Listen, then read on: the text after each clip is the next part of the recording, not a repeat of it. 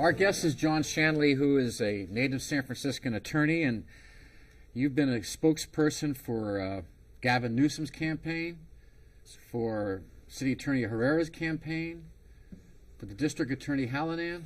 You're just a spokesperson. I have been. Yeah, but see, that's why I wanted to get you on the program, because you've always been the formal spokesperson. I know what that's like. Yet you're under a lot of restrictions, but now we're having John Shanley unscripted. Whatever that means, yes. Not that I've ever been scripted, to be honest with you. But you could not express some of the frustrations, some of your observations, some of your views of the city, and that's what this is. This is a time for you to look at the city. You were also a candidate, weren't you? I was a candidate in 2000, so I expressed plenty of opinions back then. When you work for government official, it's not appropriate to be expressing your own personal opinions. So, of course, I keep them to myself. Now that I no longer work for the government, I'm a San Franciscan. I have opinions on issues, so I'm happy to share those with you. But I don't come with any axe to grind towards anybody, that's for sure. Crime in the city. It's a problem. There's no doubt about it. And it's a rising problem, and I think it's one people know that they have to address, although I don't believe our leaders have any collective vision for what direction they need to go in to address them. And when I say our collective leaders, I'm certainly not just blaming the mayor's office. I mean, if anything, the mayor's office's problems with dealing with the issue have been compounded by a board of supervisors that will just go out of its way to frustrate it, almost for the sake of frustrating it. But then what about at the district attorney's office? What about at the police level?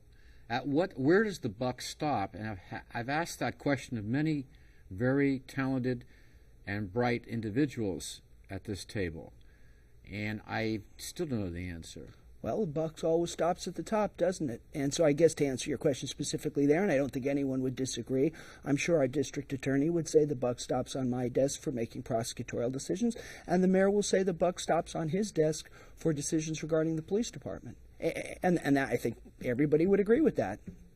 That's what the law says. Yeah, but then it's the same round robin that we've heard. You see, I mean, all of them can claim that they only have a small piece of the puzzle. So how do cities tackle the kind of crime we're seeing in San Francisco that's not going down? Well, I mean, obviously my opinion would be you have to get together and have intestinal fortitude that this is the direction you're going to go in. We're going to receive criticism for going in this direction. We are going to weather that criticism and not wilt under that criticism. That's not a priority at the Board of Supervisors. Well, I mean, the Board of Supervisors fundamentally has a progressive leftist viewpoint towards crime, where it's not something they enjoy. They don't get any joy in talking about crime or feeling that crime should be enforced. It's not a subject they enjoy, so it's not something they're going to push. Has it been a priority of the mayor? It's a priority, but I don't think they have truly a collective understanding for what the goal is, and that goal is a hammer on crime. I believe crime should be a hammer. I mean, dealing with crime is not something I want a social service provider to do. Well, so if you're the mayor, the only two things could have happened. You did not make it a priority, but you did, or you made it a priority and you failed. Well, this administration is still a work in progress. I mean, he's had many mayor's offices of criminal justice heads, and I believe the best one he's had is the one he has right now. So, I mean, his story is unwritten. I mean, the final chapter has not been written. I mean, there is still hope that he could do good things. He's got his work cut out for him. Homicides are on the rise. Then you're saying that the mayor can be that person in government to make this happen. San Franciscans twice elected him, most recently, 6 months ago, so he has 3.5 years at the helm to deal with these issues, right. And I believe he intends to deal with them. How successful he will be, that remains to be seen. But we do know that we're headed towards a record homicides, and our aggravated assault count, which no one ever brings up, which is around 3,500, is one of the highest where it's going down in other parts of the state. It's not going down here. In fact, in violent crimes, the 4 categories of violent crimes, the city has gone up, whereas Chicago, Los Angeles, and Philadelphia, as major city representatives, those figures, those 4 classes of violent crimes, are going down, historically going down, including homicides. Like I say, I think there is a disconnect between what goes on the street and what sounds like good public policy at a committee hearing. What about sanctuary policy? I mean, I think we saw in the paper, I think somebody suggested we need to have a dialogue about sanctuary cities, and I think we absolutely do. I mean, I'm a product of immigrants. Both my parents came to this country as immigrants and not wealthy ones. So I'm the last person who's out to kick immigrants. But as a lawyer, the law has to mean something. And sanctuary city ordinances are, as I've described them to people, it's a codification of elected officials' intent to violate their oath of office. That's effectively what they are. They take an oath of office that says we will uphold the law, and then later they say we don't like these laws, which is ironic because the laws that are passed are the ones that were passed as supposedly immigration reform in the 80s, and now those are the laws we're saying we won't enforce. And when you have elected officials saying we're not going to enforce certain laws, or we're going to look the other way, or we're not going to cooperate with certain arms of our own government, that's the beginning of chaos, and that's a problem. And that's why I understand why Mayor Feinstein and people started these sanctuary cities in the 80s, but I believe it's 2008 now. It's a post-9/11 world.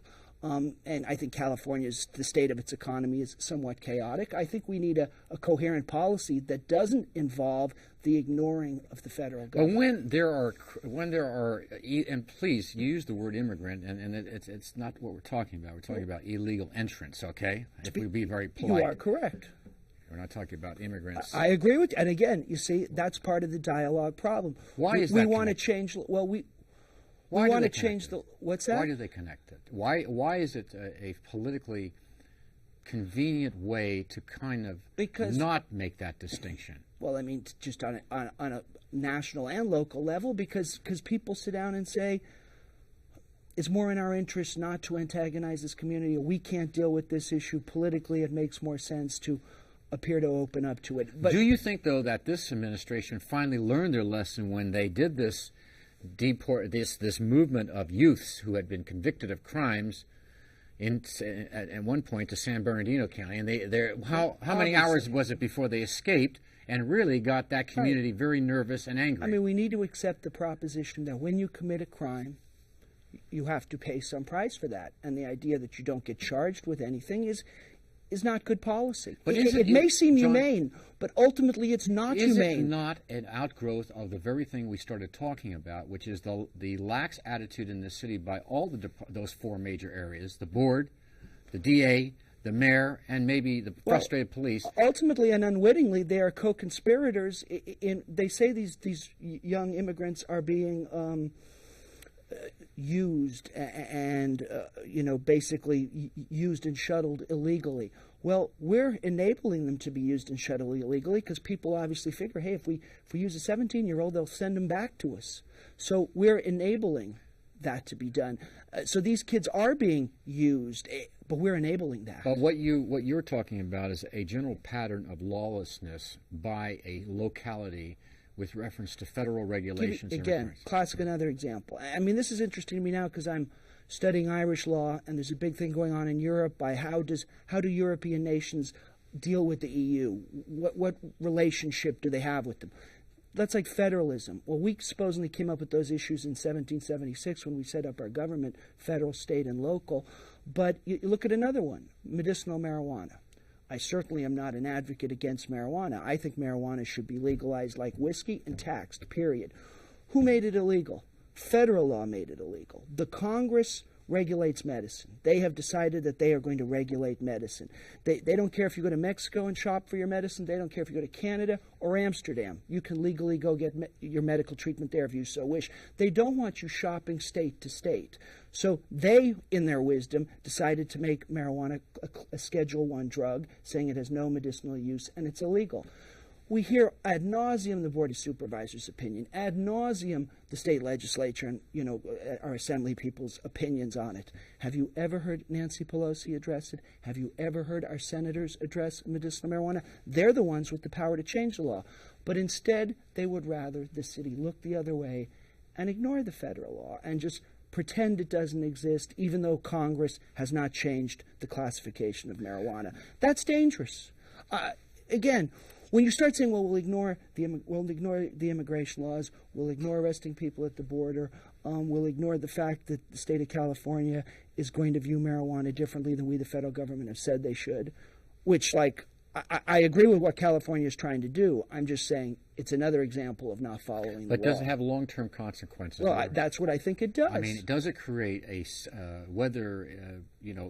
for that matter, I have always believed that one of the dangers of critical mass, the Friday night extravaganza, it just adds another element, another symbol of lawlessness in a city that's already out of control. And for its history, it has been noted sometimes, from the gold rush to be out of control. I don't participate. From what I hear, sometimes they're extremely fun events. There have been instances in our past where people get caught in it, physically abused. They're fun events for the people who are riding bikes. Yeah. I don't think they're fun events for people in cars. You're exactly right.